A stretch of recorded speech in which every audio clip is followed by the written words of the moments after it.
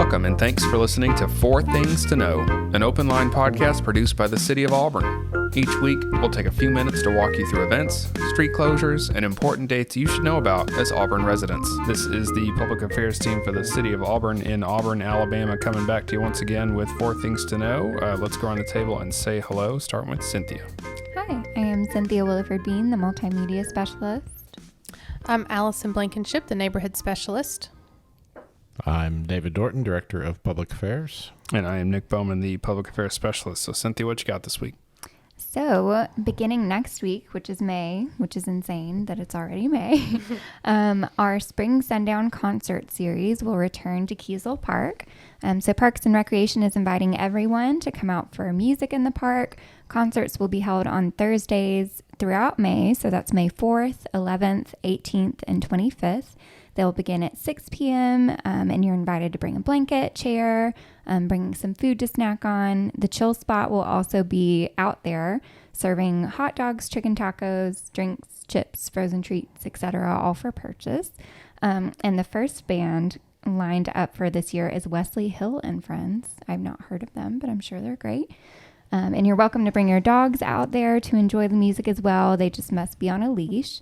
And if you've never been to Kiesel Park, it's amazing. You should go. It's located at 520 Chadwick Lane in Auburn. And all of these concerts are free to the public.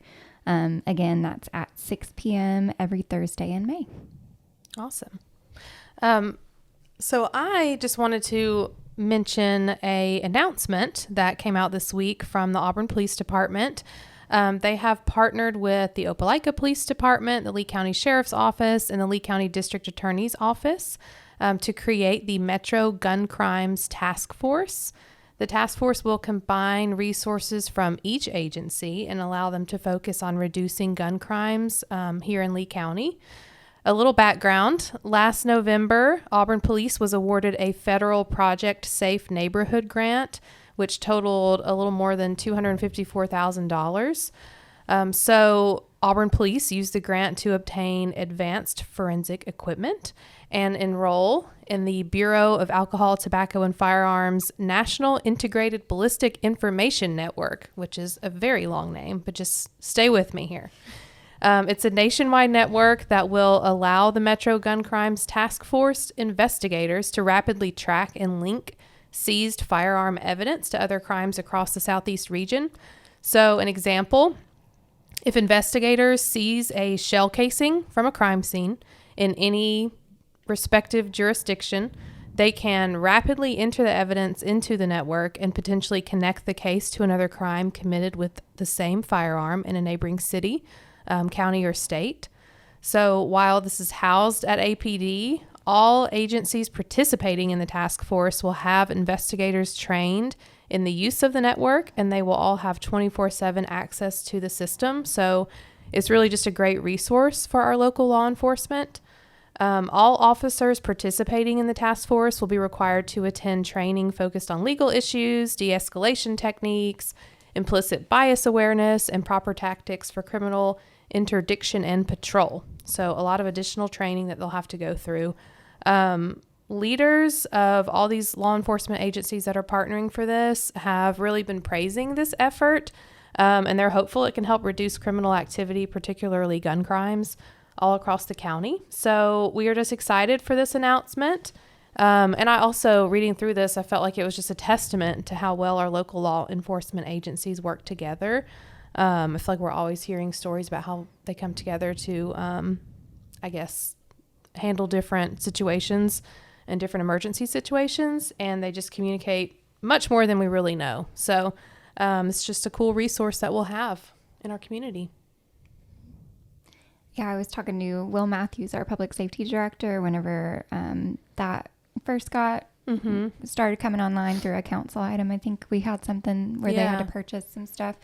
And he was saying that before, if we wanted to compare like a shell casing from a crime scene to national data, we would have to bring it all the way to Montgomery because they're a part of the system. But now we'll just have it here, so it'll just happen so much faster. Yes. Yeah, I was about to say that probably was very time consuming. Yeah. It's pretty cool. Cool.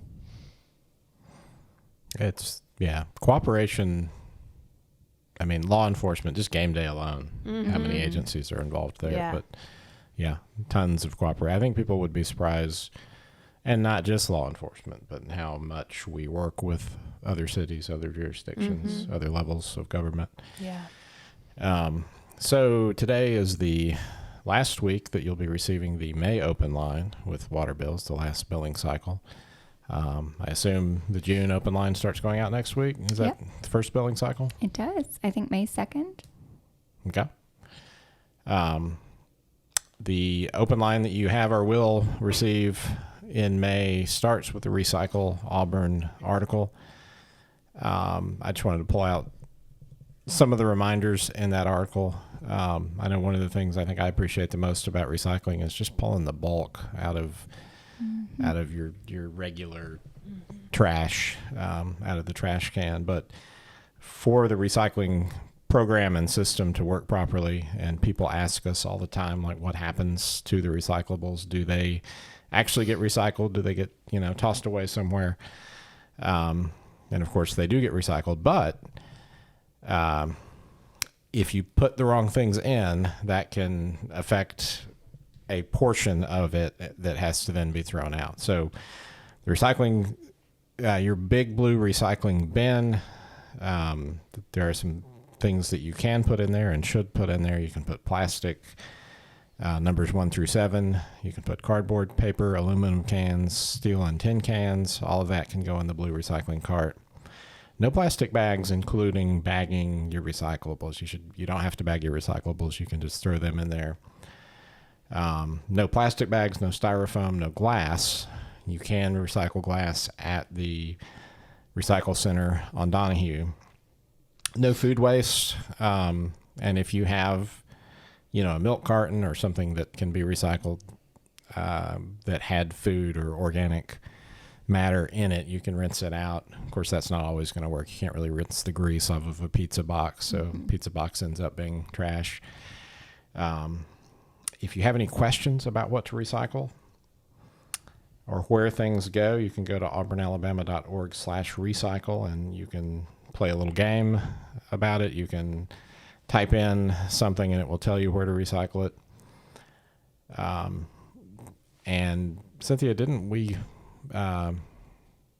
we do a video on like where recycling goes, or is that something that we've got coming out? We did. Maybe a month or so ago, we posted on social a video showing one of our trucks dropping off a giant load of recycling at Pratt Recycling, which is in Columbus.